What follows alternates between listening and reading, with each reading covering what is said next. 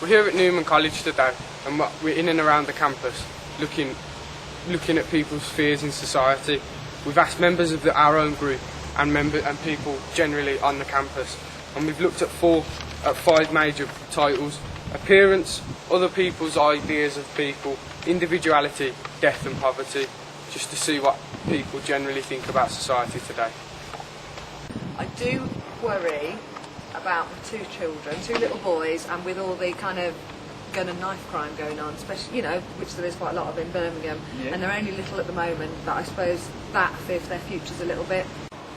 I don't necessarily want to leave Birmingham, because I don't think that's the answer. I want the kids to grow up in a multicultural society, but feeling safe amongst, their friends, whatever their friends' background, and just to grow up as, happy young men, really, and not to get caught up in the wrong crowd. Well, appearance and individuality, I think, are my two main ones, as really they're both the same. In life, you look around and children are worried, they can be too fat, they can be too skinny, they can be too short, too long. If you dress the same as somebody else, you get stick from other people. Yet if you dress different to everybody, it's like, oh my gosh, look at her. And I just don't understand, people need to get their idea of perfectionist, because there isn't an answer. Do you think that there's any way to get around this in society, or do you think it's just the way it is now? I don't know really. I think all this skinny people on the catwalk and curvy people on the catwalk, I think everybody should just be the same. I don't think, it just gets me angry, this topic. It's never going to end. Fair enough. Thanks ever so much. Okay, we've looked at what you fear in society. Is there anything that you think is good about society? I think with everything that's going on with terrorism, after 9/11, the community has formed a bond and is trying to tackle to stop it happening again, and just everything really, poverty. People are coming together to raise money for people in other countries that may not have enough money, and I just think it's really good how people are accepting other cultures. And a few years ago this was not happening, and I think it's really good. So almost a unity against fear. Yeah. That's good. Oh, sorry. So you mentioned 9/11. That you must have been year 5 when that happened. Why does that still play precedence in your life? Do you still fear that?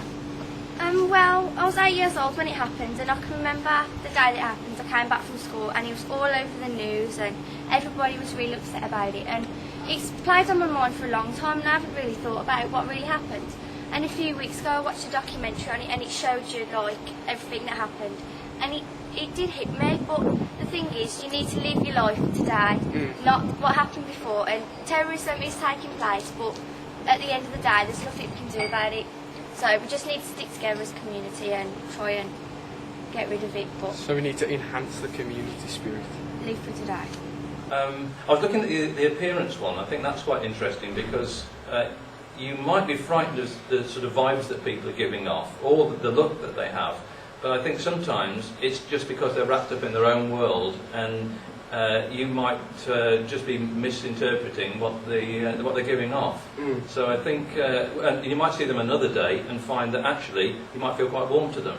So if they're smiling, or if they look very gloomy or unhappy, then I think sometimes that appearance can change, can't it? That's brilliant. Thanks ever so much. Okay.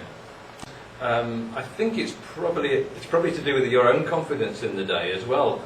But if you had to do it, I guess sometimes it's just a matter of biting the bullet and going out and putting your hand out and shaking the hand and saying hi and seeing how that goes.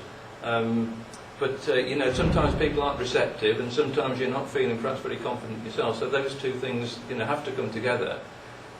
But who knows, if you did it, perhaps people who have to do this on a regular basis, door-to-door salesmen, for instance, they might well have some good views on this and see a pattern. A skill to learn. Yeah, it's a pattern, and I would think they could probably pick up ways to break the ice, and by the way that you speak to people and the first things you do.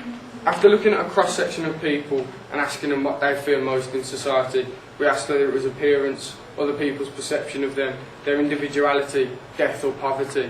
Most people drew upon appearance, and almost the idea that they were worried about people judging them or not thinking that they looked how they wanted to be perceived. It shows that we're looking more for the individual nowadays. People feel that their individuality is more important than the social than their society, the people around them. It shows that homogeneity is decreasing and the idea of individualism is rising.